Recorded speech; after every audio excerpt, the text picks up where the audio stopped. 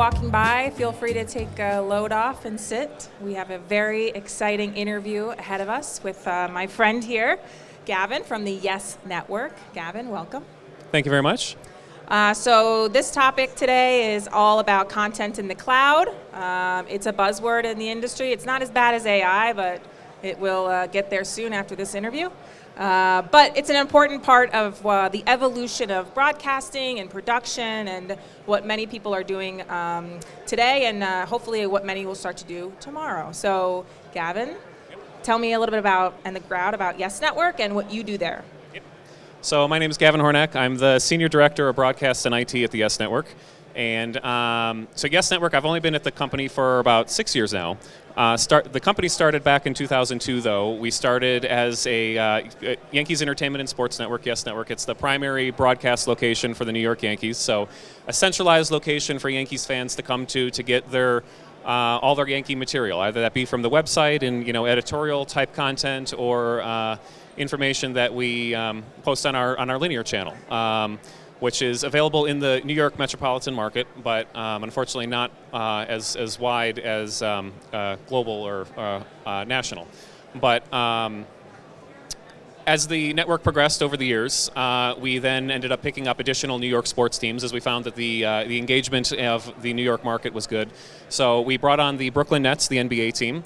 For a while there, we had NYCFC, the MLS team, but that was taken over by Apple TV when Apple TV got their contract for the whole MLS league.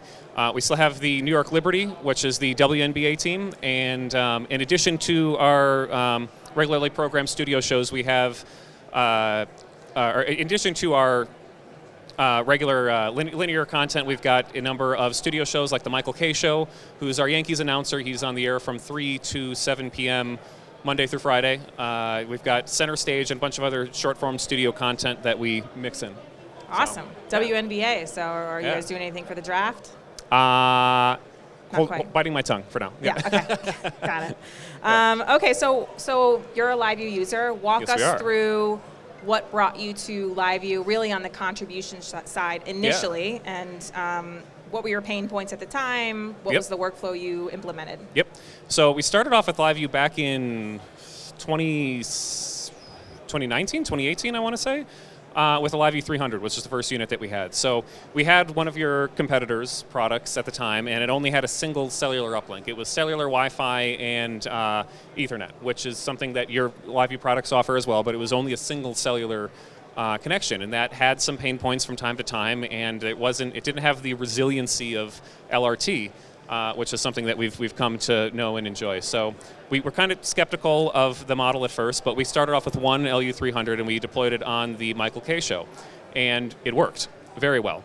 And we had the unit in our arsenal, so we decided let's see what else we could do with it, because there were other workflows within the company that could potentially benefit from a LiveU solution. So we took the LiveU 300.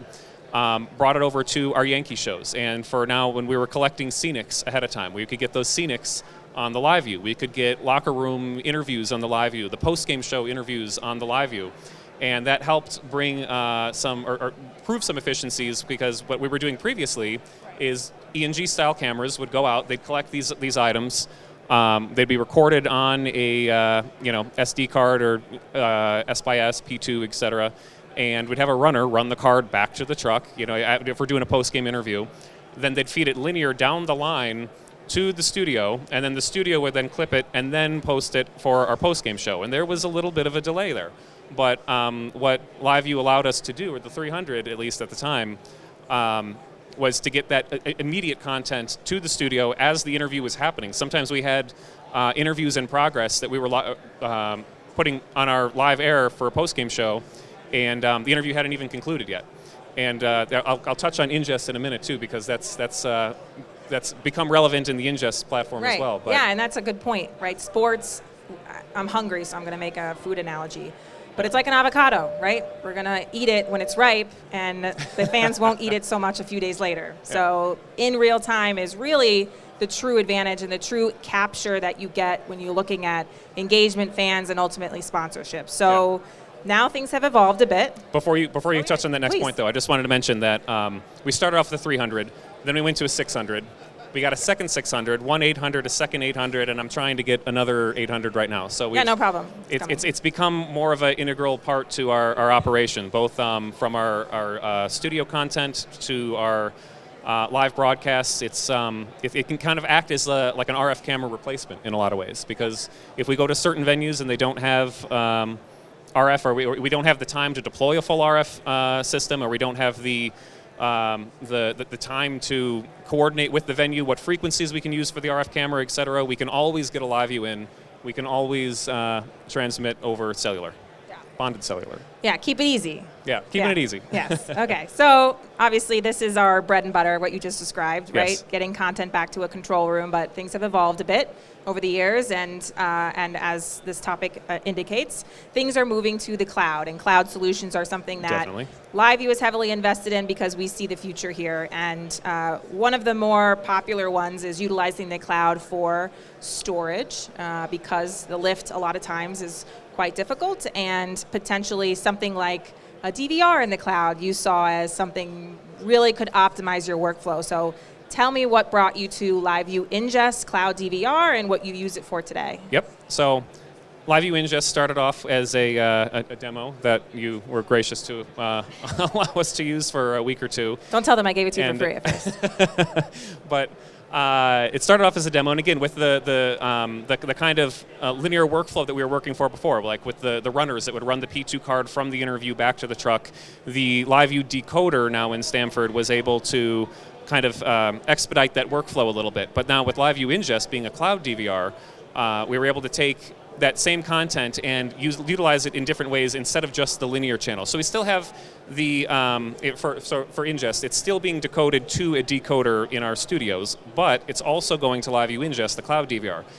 Where we have additional efficiencies there is now where our digital department, for instance, that manages our social media, where they could have been clipping off in the studio, they now can clip off from home, off the cloud DVR. They can scrub back and forth, and they can even clip off things just like with the decoder while the interview is still in progress. So we've had a number of times, last season at least, I noted a couple of instances where the interview was in progress, and before the interview is even over, we already have a clip of that interview on social media, which was great. And at least from a posting perspective, but also from from our senior leadership or producer perspective, we can have a senior producer watching an interview from home, from the office, from a different room within the office, and be able to, multiple people can watch that same decoder from different places real time.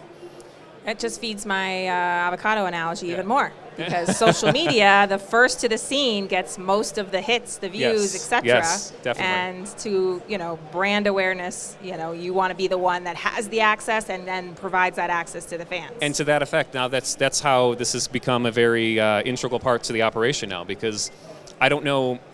I don't think we could ever go back to a solution where we're running the card to the truck and feeding it linear, and then our digital team is clipping it off an EVS in the studio, where now it's immediately accessible right away, which is good.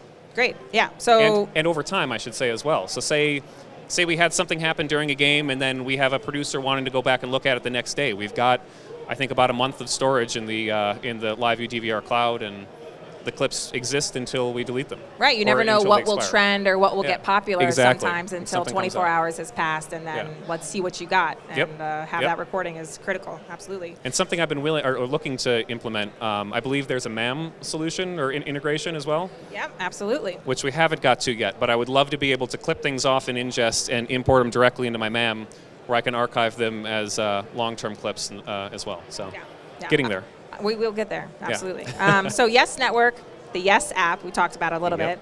It meets fans on their devices. So you're sort of unique in the RSN world, where you have another delivery method to reach the fans. What are, now that it's been in the marketplace a while, what are fans most interested in terms of shoulder programming and other content, and what are you guys investing in exclusively on the app?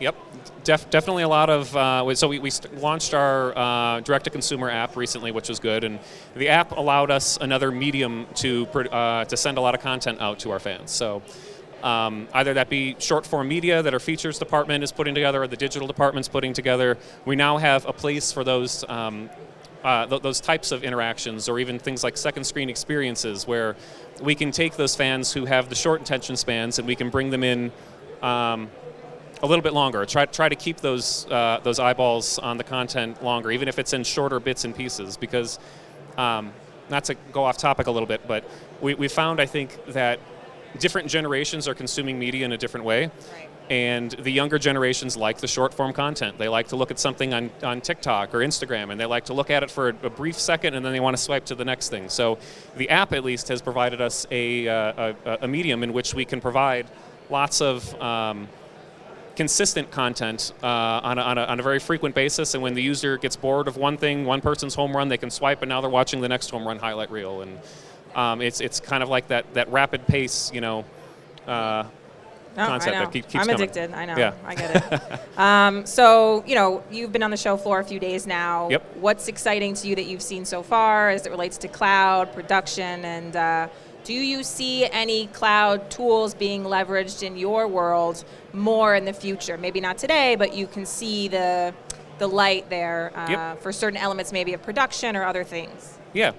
Touching on what we were just speaking on there a little bit as well, I think there's a market right now for those second screen experiences. Now, something like I'm just going to, since we're at the LiveU booth, I'm going to mention it, LiveU Studio, your cloud production solution. I think there's a real application where we're trying to figure out right now exactly how we could do it, but when we have a medium such as the app, where we can have an unlimited number of streams essentially for different types of linear content or short form content, I don't think we could produce something like a full Yankees game on LiveU Studio right now, because that's 13 cameras of like manned cameras plus a dozen PTZ cameras and a dozen plus replay sources.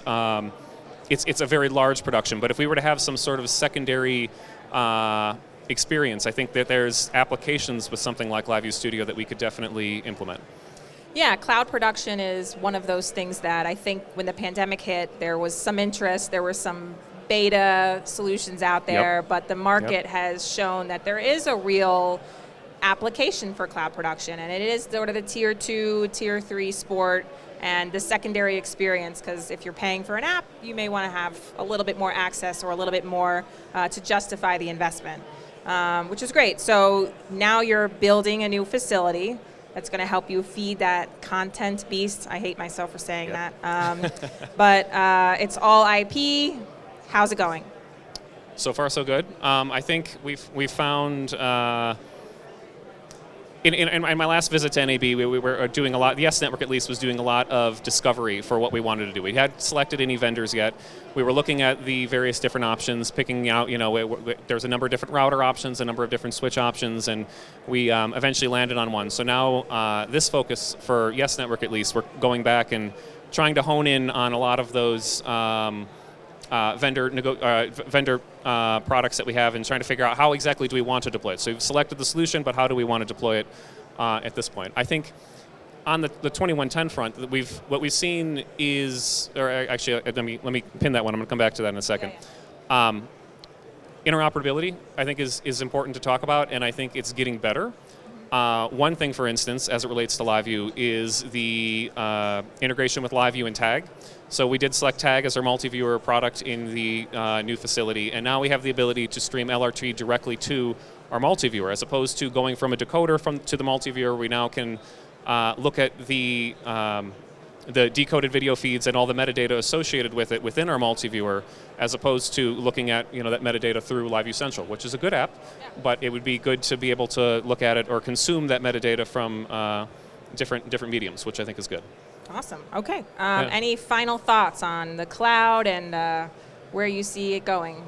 I wasn't ready for that one. I threw it out. Final thoughts.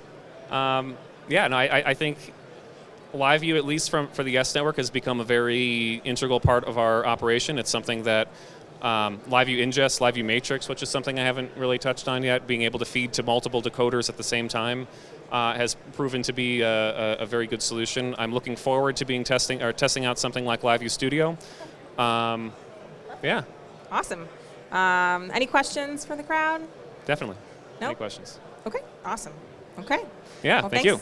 Thank you so much, Gavin. That was great. And thanks, everyone, for sitting down and joining. Thanks, everybody. Bye.